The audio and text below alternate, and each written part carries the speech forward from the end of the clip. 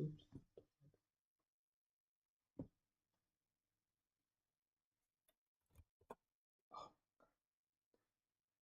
Do it.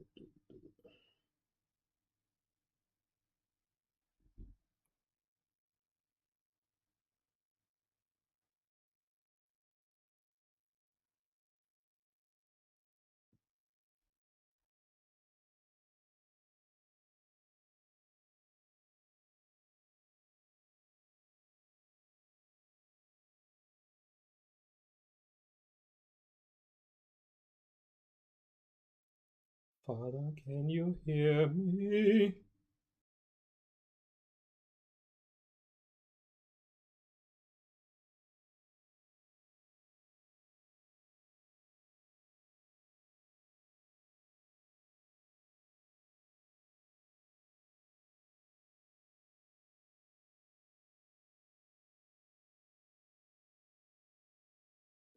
All right, testing 1 2 3. Testing 1 2 3.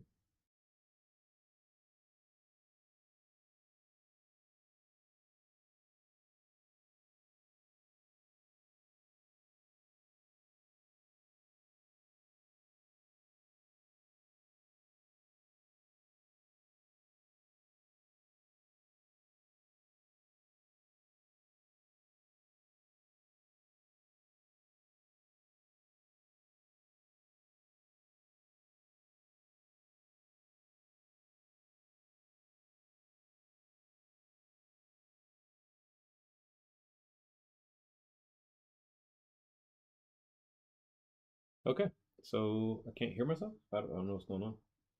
If anything, I would think my camera was not working, not my microphone not working.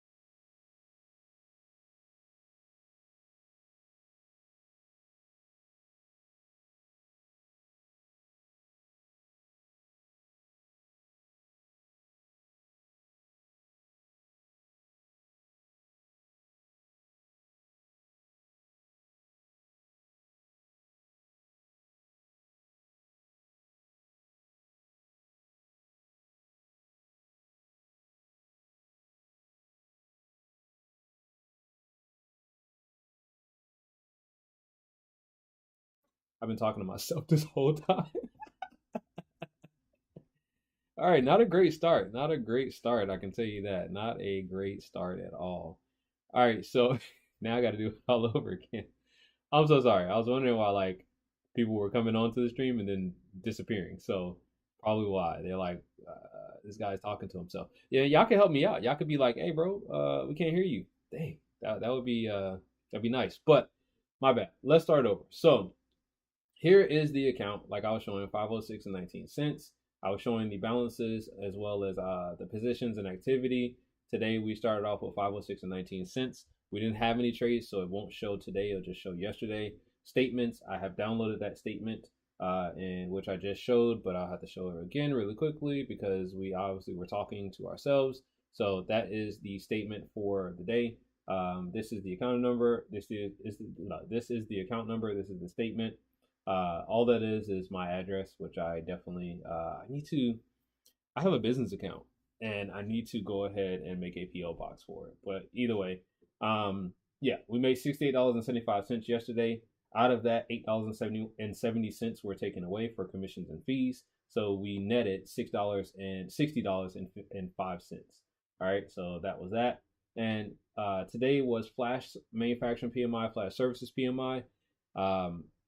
If you were here yesterday for the evening kind of walkthrough and stuff like that or whatever, you'll notice that I was saying, yeah, I'm not going to take any trades tomorrow, blah blah blah, because it's flash manufacturing PMI, flash services PMI is my worst day, da da da da da.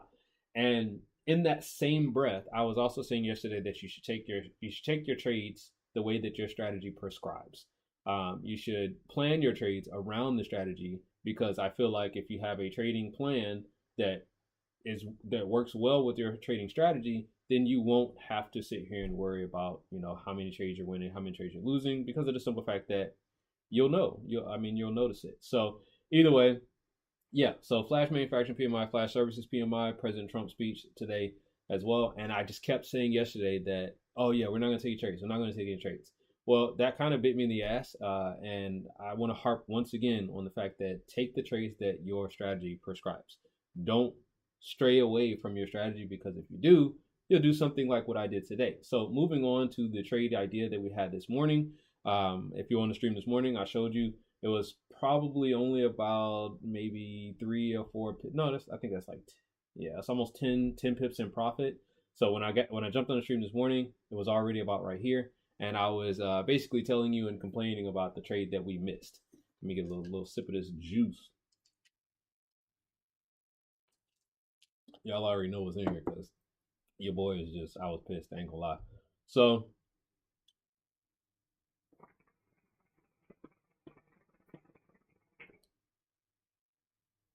not gonna lie, I was pissed. So, literally, the only trade that we have for the day. This was the only trade that we have for the day. Once again, we can only start trading at 9 o'clock. That's when my trades actually start. I can't start any earlier than that. Once again, it's because of the margin rates.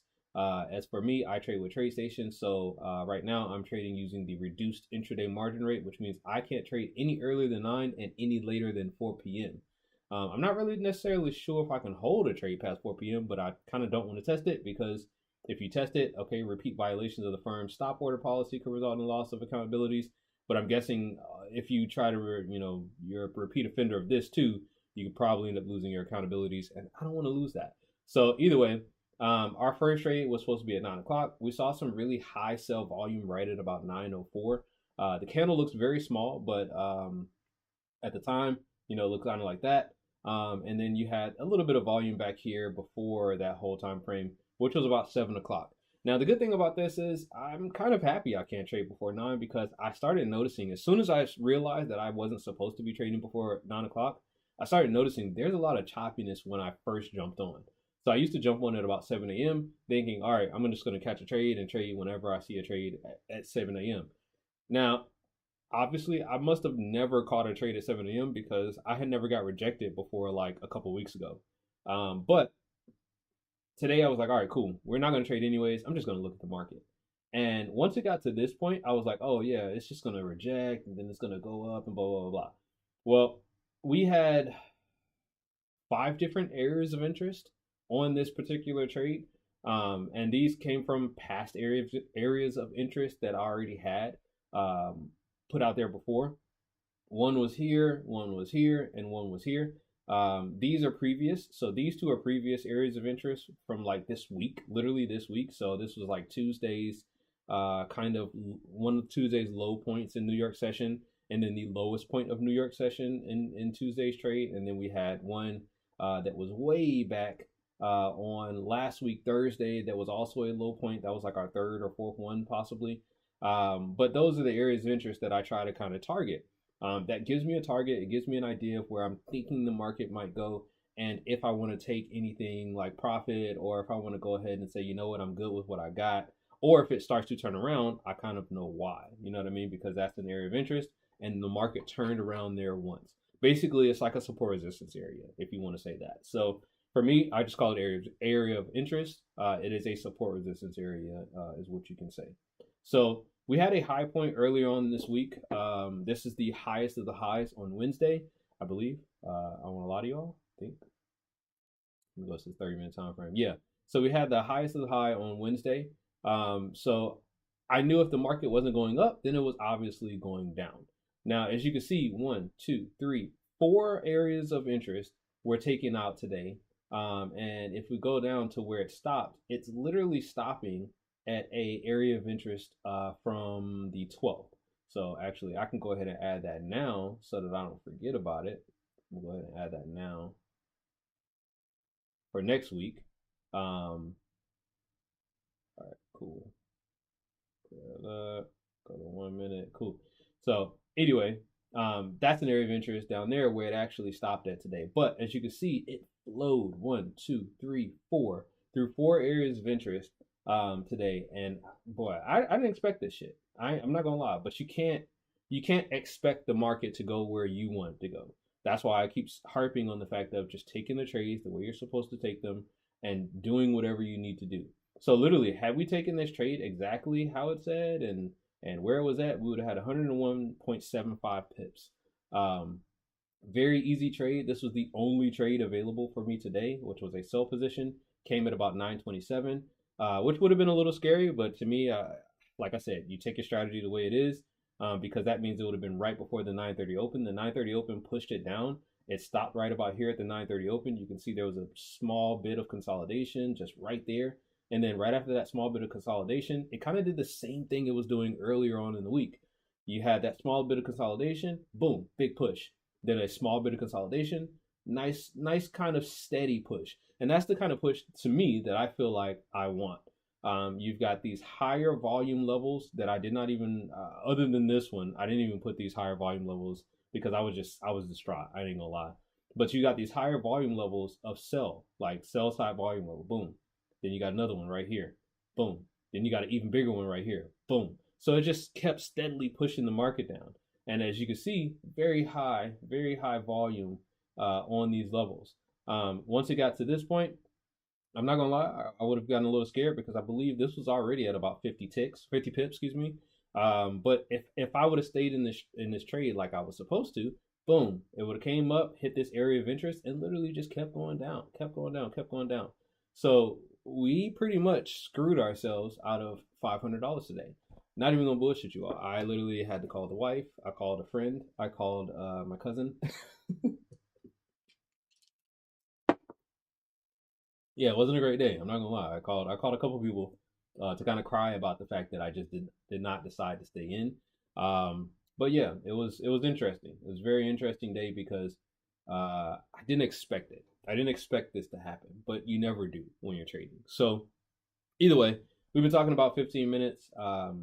I've shared, what I should have done, shoulda, coulda, wouldas and shit like that or whatever. But I always want to harp once again on the fact that just follow your trading strategy. If you follow your trading strategy, you're going to win, you're going to lose. That's the biggest thing. You're going to win, you're going to lose. Accept it. Now, for me, the biggest thing of accepting it is the fact that I know I have a small account. That's the main reason why it's so hard for me to accept the fact that, oh yeah, you're going to lose, you're going to win, blah, blah, blah, blah.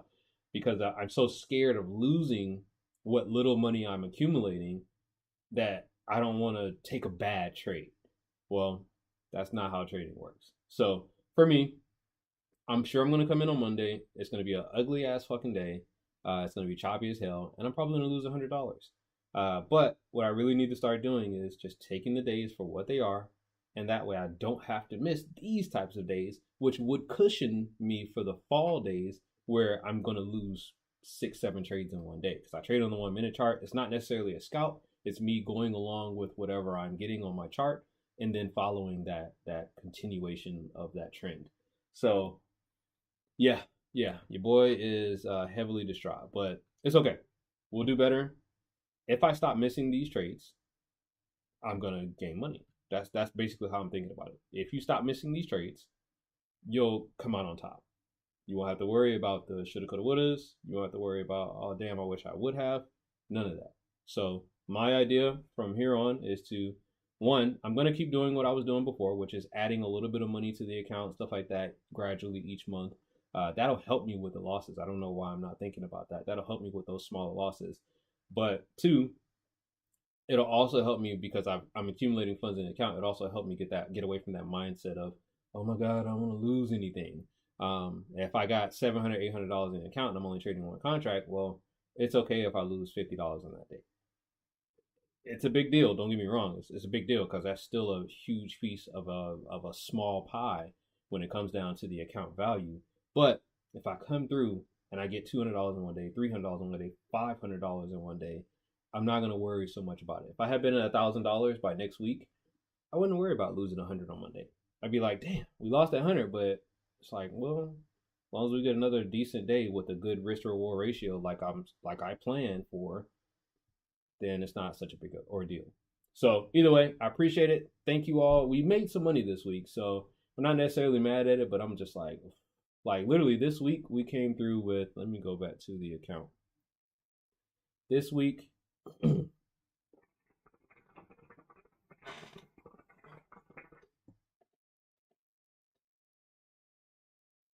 this week we started off with 338 and we made our way up to 506. So we made $168 this week. I'm not mad at that. I'm definitely not mad at that. But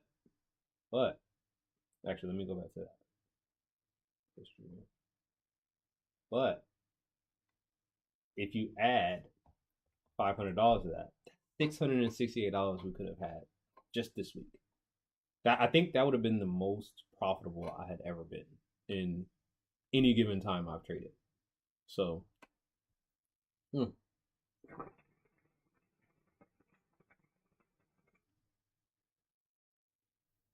that's actually doubling the account. Now I think about it. That's doubling the account. I would have doubled the account in one trading day today.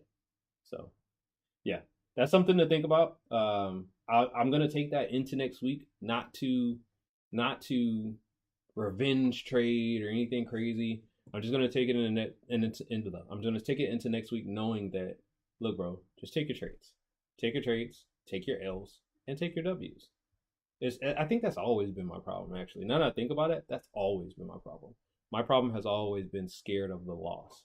And what I get so caught in is the fact of I worry so much about a loss that I miss that kind of day, because I've missed that kind of day before, actually plenty of times. I've missed that kind of day plenty of times, that I jump into the bad trading days, end up losing like half the account, and now I got to work my way back up, and I'm scared. I'm scared of doing it. So then we get those $20 wins, $30 wins, $40 wins, and there's smaller wins that could be bigger wins had I not been scared now. So it's okay. It's all right. We're going to get there. I promise we're going to get there. The next couple of videos that you all see are probably going to be clickbait title videos, basically saying, trading my way from 500 to 1,000 or some shit like that or whatever. I don't have a phenomenal trading strategy. My trading strategy is easy. It's the cross of an EMA or HMA, excuse me. It's the cross of an HMA along with volume and aiming for support resistance areas. Literally, that's it. I don't do Fibonacci's. I don't do, I guess that's kind of support resistance. But I don't draw a lot of trend lines and triangles and shit. And like I said, no hit on anybody who does. But yeah, it's something that I feel like is relatively easy. Anybody could do it. And to me, it just makes more sense to be as easy as possible rather than something that is solely, 100% difficult. Now, I do need to buff the trading strategy a little bit to weed out some of the bad trades. Because yes, there are some occasions where I'm like, damn, I had 8 trades today. All of them lost. Like I do want to weed that out. I do want to get to the point where I'm not taking all of those trades because I get signals. I get a bunch of signals from the cross of that HMA. And then using the volume is actually an after effect. It's not even a before that trade happens. It's usually an after effect. So I don't know. Maybe using the volume is a good thing. I don't know. Maybe I can incorporate that in some way.